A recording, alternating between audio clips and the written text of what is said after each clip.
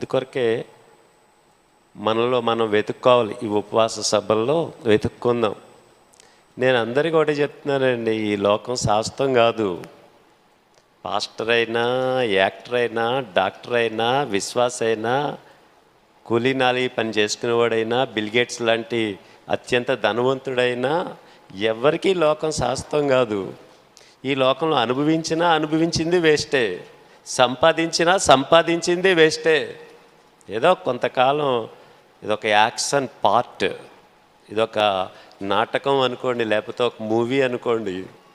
దేవుడు మనకిచ్చిన రోల్ని మనం నటించేసి పరలోకం వెళ్ళాలి, అంతకుమించి ఏం లేదు. కనుక ప్రతి ఒక్కరూ వెతుక్కోండి, నేను పరలోక రాజ్యం వెళ్ళగలనా లేదా. నీ ఇష్టానుసారంగా బ్రతికితే నువ్వు నరకానికే వెళ్తావు. దేవుడికి ఇష్టానుసారంగా జీవిస్తేనే పరలోకం వెళ్తాం. పరలోకం వెళ్ళకుండా ఏం సంపాదించి ఎంత అనుభవించి